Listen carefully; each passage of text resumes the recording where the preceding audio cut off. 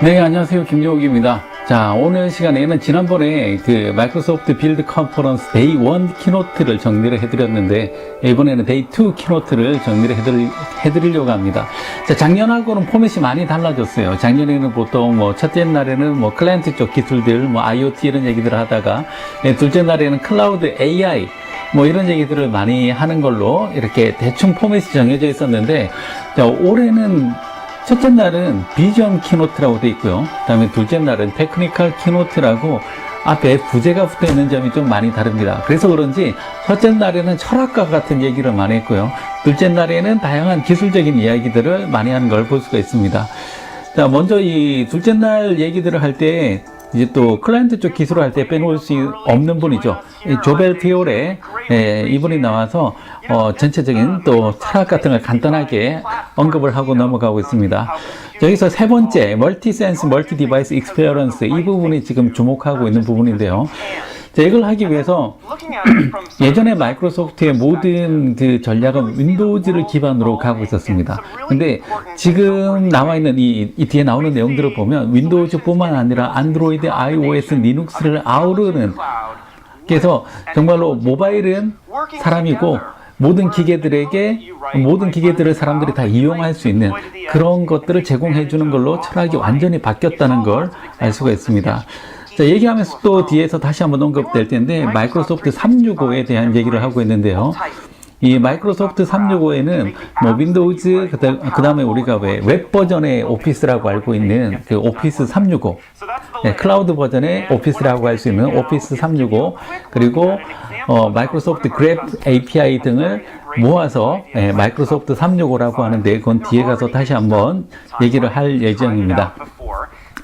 자, 지금 설명하는 내용은 최근에 여러분들이 윈도우즈 10을 업데이트했다면 볼 수 있는 기능인데요. 바로 이렇게 아래쪽에 있는 저 타임라인을 누르게 되면 이런 타임라인을 바로 볼 수가 있도록 되는 겁니다. 자, 최근에 사용했던 웹사이트 혹은 파일들을 바로바로 이렇게 볼 수 있게끔 그렇게 돼 있고요.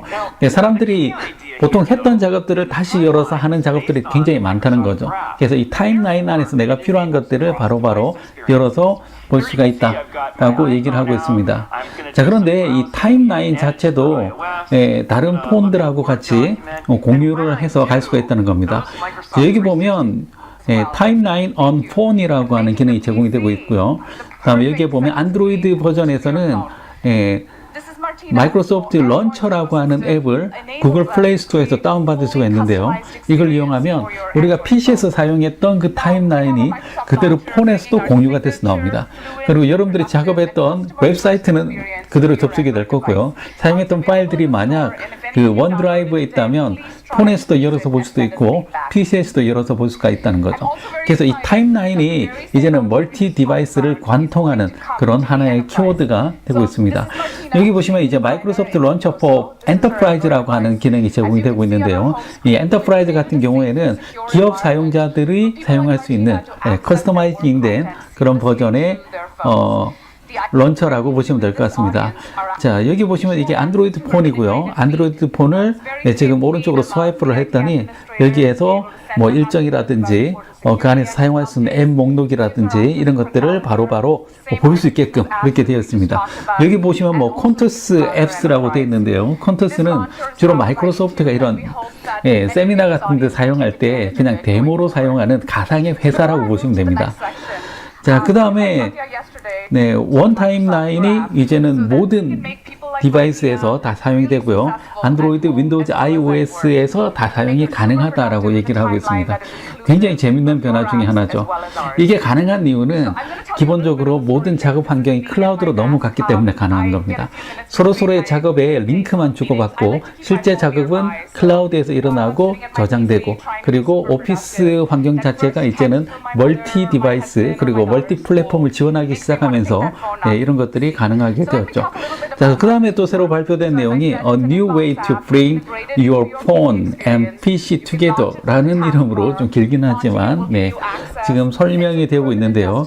자, 이건 어떤 얘기냐면 이 폰하고 PC하고 연결하는 방법을 제공을 해줍니다. 그래서 폰에서 지금 어떤 이렇게 메시지가 들어오면 바로 여러분들의 PC에서도 그 메시지를 바로 받아볼 수가 있고요. 그 다음에 여기에 대해서 회신도 바로 여기에서 PC에서 바로 회신을 한다는 거죠. 보통 우리가 사무실에 작업할 때 폰이 주머니에 들어있을 거예요. 근데 주머니에 들어있는 폰을 끄집어 내지 않고 PC에서 바로바로 작업을 할 수도 있고요. 그 다음에 필요하다면 PC에서 파일을 폰을 매개체로 해서 서로 주고받는 것도 가능합니다. 그리고 주고받은 내용들은 바로 오피스 파일에서 바로 활용이 가능한 그런 모습들을 볼 수가 있습니다. 자, 그 다음에 인터페이스가 새로 달라졌는데요. 이 인터페이스에 보면, 자, 탭을 기반으로 해서 계속해서 애플리케이션이 실행되는 걸 볼 수가 있습니다. 지금 제일 처음에 보면 워드 파일이 있었고요. 워드 파일에서 특정 링크를 눌렀더니 마이크로소프트 엣지 브라우저가 뜨는데 워드하고 같은 레벨에 지금 탭으로 계속 열리는 게 보이죠. 그래서 작업 단위로 그 안에 모이는 겁니다. 보통 웹브라우저 따로 웹브라우저에 탭이 한 수십 개씩 열려서 이렇게 작업하기도 하잖아요. 그런 것들을 하나의 작업 단위, 이 문서에 달려있는 웹브라우저들, 이 개발 도구에 달려있는 웹브라우저들, 이런 식으로 작업 단위를 깔끔하게 정리를 할 수 있는 그런 기능입니다. 자, 여기에 보시면은 보시면 워드에서 지금 2개 정도 더 열리는 게 보이고요. 지금 이 페이지는 쉐어포인트하고 연동되어서 볼 수 있는 그런 기능을 볼 수가 있습니다. 자, 서치를 할 때 지금 이 페이지에서 서치를 하면 오피스 365 안에 있는 내용을 바로 서치를 했고요. 그 안에서 특정 파일을 선택을 해서 여니까 바로 엑셀이 그 탭으로 또 한번 열리는 걸 볼 수가 있습니다. 자, 그 다음에 여기 보시면 아까 제가 설명해 드렸던 타임라인인데요. 타임라인 안에서 보시면 워드 안에는 같이 열려 있는 탭이 3개다. 그 다음에 컨텐츠 익스펜스 리포트라고 하는 곳에는 보면 이렇게 몇 개의 파일이 탭이 같이 열려 있는 게 보입니다. 보면 영수증 파일이 3개가 열려 있는 게 보여요. 흔히 우리가 비용 처리 같은 거 할 때 이미지 파일 여러 개 열어놓고 막 영수증 이렇게 복사해서 넣고 하는데 그런 작업을 좀 더 쉽게 빠르게 할 수 있게끔 그렇게 하는 부분입니다. 자, 작년에 디자인 컨셉 새로 발표된 내용 중에 하나가 바로 이 플론트 디자인 시스템이라는 걸 발표를 했는데요. 아직까지 올해도 그렇게 와우하게 크게 바뀐 거는 안 보입니다. 자, 이 부분을 설명하기 위해서 케빈 갈리오가 나와서 설명을 하고 있는데요. 현재 마이크로소프트가 UI 플랫폼 중에서 가장 포커스하고 있는 쪽은 WPF나 Win30이나 이런 인터페이스가 아니라 바로 그 UWP, Universal Windows 플랫폼이라고 하는 그쪽에 많이 포커스를 하고 있죠. 그래서 그쪽만 계속 지금 업그레이드를 하고 있는데 이날 발표된 내용 중에 UWP 잼을 아일랜드라고 하는 기술은 뭐냐면 WPF나 Win30이나 Win폼에서 UWP 컴포넌트를 넣어서 사용을 할 수 있게끔 한다는 겁니다. 자, 다시 말해서 UWP 쪽으로 UWP 쪽으로 새로운 디자인 컨셉인 플론트 디자인 시스템이 적용이 되면 이 아일랜드를 통해서 다른 기존에 있던 레거시에도 바로 이 디자인 컨셉을 적용을 할 수 있겠다라는 얘기를 하고 있습니다. 자, 데스크탑 애플리케이션에도 그럼 당연히 적용이 가능할 거고요. 다음에 이 데모 같은 경우에는 위에 보면 그 UWP로 되어 있는 그런 컨트롤을 기존에 있던 WPF 프로젝트에 바로 추가를 해서 데모를 하는 걸 바로 보실 수가 있습니다.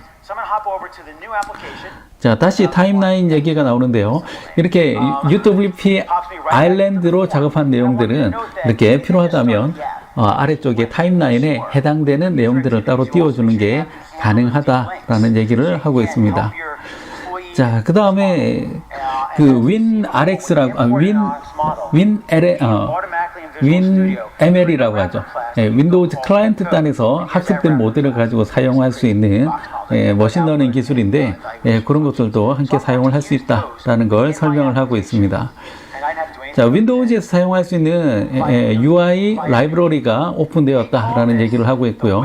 이걸 이용을 해서 또 좀 더 재밌는 그리고 훌륭한 작업들을 할 수 있다. 그리고 .NET 코어가 3.0으로 업데이트가 되었다라는 얘기를 함께 하고 있습니다. 다음에 이 윈도우즈용 프로그램들 배포할 때 배포할 수 있는 패키지가 MXIX라고 해서 주로 스토어용 앱을 배포할 때 사용되는 기술인데 그걸 패키징 할 수 있는 툴이 이렇게 또 새롭게 발표된 게 보이고요. 다음에 이 패키지가 아직까지 많이 사용되고 있는 윈도우즈 7을 지원을 한다라는 내용도 있고요. 다음에 기존의 그 인스톨 쉘드와 같이 그 설치 프로그램들 지원하는 회사들하고 같이 작업을 한다는 내용도 함께 포함이 되어 있습니다. 자, 그 다음에 보시면 뭐 안드로이드 에뮬레이터를 하이퍼V로 지원한다라는 얘기를 하고 있는데, 자, 이 부분은 과거에도 비슷한 작업들이 있었기 때문에 크게 재밌지 않고, 사람들이 특히 많이 박수를 쳤던 부분이 바로 이 부분입니다. 노트패드 서포트 리눅스라고 되어 있는데, 이건 뭐냐면 리눅스 상에서 노트패드를 실행할 수 있게끔 해준다라는 얘기가 아니라, 그 리눅스 상에 보면 그 캐리지 리턴 문자하고 윈도우즈의 캐리지 리턴 문자가 서로 틀리죠. 줄바꿈 문자가 서로 틀리기 때문에 리눅스에서 작성된 파일들을 열어보면 파일들이 다 깨져요. 그래서 다 한 줄로 막 붙어 나오고 난리가 납니다. 근데 이번에 노트패드에서는 리눅스의 캐리지 리턴 문자도 함께 인식을 하게끔 바꿨다. 아주 작은 변화지만 리눅스 작업을 굉장히 많이 할 수 있겠다라는 얘기를 할 수 있고, 지금 제가 설명해 드리는 이런 기능들은 윈도우즈 SDK 인사이드 프리뷰를 통해서 여러분들이 바로 테스트를 해보고 개발을 할 수가 있을 것 같습니다. 자, 이건 뭐냐면 이제 윈도우즈 안에 있는 그 스토어 있죠. 스토어에서 뭔가 하나 팔면 85%에서 이제 95%로 늘었습니다. 뭐냐? 개발자가 가져가는 몫이 그만큼 늘었다는 거예요. 마이크로소프트는 5%만 먹고 이제 수익의 95%를 개발자들한테 준다는 겁니다. 굉장히 파격적인 변화지 않을까라는 생각이 듭니다. 자, 이제 다시 마이크로소프트 365에 관한 얘기인데요. 자, 보면 아웃룩, 팀스, 쉐어포인트, 타임라인. 자, 저건 윈도우즈죠. 여기서 사용되는 모든 기능들을 지금 여러분들이 만들려고 하는 API 안에서 다 땡겨다가 사용을 할 수 있다라는 얘기를 하고 있습니다. 자, 이 내용을 데모로 하기 위해서 이나가 나와서 지금 설명을 하고 있는데요. 자, 요건 좀 다른 얘기예요. 요건 또 어떤 얘기냐면 그 엑셀 파일 안에서 작업을 할 때 외부에 있는 API를 자바스크립트로 콜해서 하나의 함수처럼 사용을 할 수 있게끔 해주겠다라는 얘기가 나옵니다. 그래서 여기에 보면 지금 뭐 콘토스 어쩌고저쩌고 되어 있는데, 요건 자바스크립트로 되어 있는 그런 내용이고요. 이 외부에 있는 펑션을 호출해서 사용을 하고 있는 걸 볼 수가 있습니다. 요건 자바스크립트 소스고요. 마이크로소프트가 예전과는 달리 자바스크립트를 굉장히 많이 사랑하고 있는, 그래서 내부적으로 오피스나 아니면 뭐 보프레임워크나 이런 데서 자바스크립트를 굉장히 적극적으로 사용하고 있는 걸 볼 수가 있습니다. 자, 지금 설명하고 있는 내용은 뭐냐면 그 어댑티브 카드라고 하는 내용인데요. 여기에 관한 얘기가 나오기 시작한 건 한 2년 정도 되었습니다. 그 보통 보면 이 챗봇이나 아니면 윈도우즈에 이렇게 띵 뜨는 거나 아니면 이메일에서 보내는 내용들, 이런 것들이 카드 형태로 보내는 게 많은데요. 어댑티브 카드라는 건 그 어디에서나 사용할 수 있는 카드 타입을 구현하는, 그걸 여기서는 어댑티브 카드라고 얘기를 하고 있습니다. 그래서 이메일 안에서 인터랙션을 하거나 하는 것들이 가능하게끔 그렇게 되어 있고요. 그 다음에 여기 보면 Payments in Outlook이라고 하는 건 뭐냐면 아웃룩 안에서 바로 결제가 가능한 그런 기술들이 제공이 됩니다. 그래서 여기에 보시면은 이메일을 받았고 이메일 안에서 바로 결제가 가능한 그런 모습들을 이렇게 볼 수가 있습니다. 그렇죠. 그래서 뭐 간단한 것 같은 경우에는 이메일 시스템만 있어도 별도로 우리가 페이먼트 시스템을 갖추지 않고도 결제를 지원할 수 있게끔 하는 것들을 볼 수가 있을 것 같습니다. 자, 이제 마이크로소프트 팀스에 관한 얘기들이 나오는데요. 이 팀스 같은 경우는 지금 이제 마이크로소프트의 모든 오피스들을 모아주는 하나의 색인과 같은 그런 역할을 하고 있습니다. 오늘 그날 발표된 내용들을 보면 쉐어포인트 페이지를 역시 마이크로소프트 팀스 안에서 보여주는 그런 기능들이 함께 포함이 되어 있고요. 그 다음에 어댑티브 카드도 역시 팀스 안에서 사용을 할 수가 있다. 그리고 챗봇 안에서도 역시 어댑티브 카드를 사용을 할 수가 있다라는 얘기를 하고 있습니다. 자, M365라는 이 큰 플랫폼, 여기 보면 윈도우즈 오피스 EMS라고 되어 있는데요. 이것들을 잘 조합해서 우리가 사용할 수 있게끔 해주는 API가 바로 마이크로소프트 그래프라고 하는 API입니다. 자, 이 마이크로소프트 그래프 API를 이용을 해서 새로운 작업들을 많이 할 수가 있어요. 여기 보시면은 뭐 상단에 보면 이나의 얼굴이나 그리고 밑에 보면 다양한 그 그래프들이 나오는데요. 이런 그래프들은 전부 다 그 오피스 365 안에 있는 내용들이고, 그리고 이제 또 이나의 얼굴이 있다는 건 뭐냐면 그 기업 내 조직에 대한 디렉토리 정보도 가지고 있다는 거죠. 그래서 그런 것들이 클라우드 상에 오피스 365 상에 있는 내용들을 우리가 가지고 와서 바로 사용을 할 수 있게끔 해주는 겁니다. 자, 코드를 보면 역시 마이크로소프트 여기 보면 도큐멘트 매니저, 커런트, 클라이언트를 먼저 만들고 필요한 작업들을 해서 사용을 할 수가 있는데, 자, UI를 보시면은 자, 여기 왼쪽에 보시면 이렇게 조직이 나와 있고요. 다음에 오른쪽에 보면 이제 뭐 대화를 할 때 사용하는 뭐 컨버세이션이나 로케이션, 빅맥 같은 걸 바로바로 적용을 해서 그냥 우리는 일반적으로 오피스 365를 이용을 해서 작업을 하는데 그것들을 모아서 또 별도의 그 회사만의 솔루션을 만들 수가 있다는 겁니다. 그래서 이런 솔루션을 만들어서 제공하는 업체들이 나오기를 아마 마이크로소프트는 기대하는 것 같고요. 그리고 또 필요하다면 우리 회사만의 시스템을 만들어서 사용하는 것도 굉장히 가능합니다. 사용하면 할수록 그 활용도가 굉장히 높은 기술이지 않을까라는 생각이 드는데, 아직까지 국내에서는 그렇게 많은 관심을 받고 있지는 않는 것 같아요. 근데 시간이 지나면 많은 관심이 있지 않을까라는 생각이 듭니다. 자, 오픈소스로 지금 그랩 API 중에서도 이제 UWP 컨트롤러 제공하는 프로젝트가 있고요. 다음에 스프레드시트 인 그랩 해서 스프레드시트를 사용하는 그런 내용들이 역시 제공이 되고 있습니다. 자, 마지막으로 다시 한번 마이크로소프트 365를 공유하는 걸로 다시 한번 강조하는 걸로 둘째 날 키노트는 끝납니다. 첫째 날에 비해서 둘째 날은 그 시간도 짧았고 내용이 클라우드 쪽보다는 뭐 오피스 365나 아니면은 윈도우즈를 베이스로 한 타임라인 기술들, 그리고 이제 뭐 iOS는 안드로이드, 그리고 리눅스에 대한 일부 지원 기술에 대한 설명을 해드렸습니다. 자, 이제 첫째 날, 둘째 날 내용을 다시 한번 그 간단하게 서머리하는 영상을 또 하나를 준비를 하고 있고요. 다음에 또 새로 업데이트되는 보 프레임워크에 대한 내용도 다시 한번 정리를 해드리도록 하겠습니다.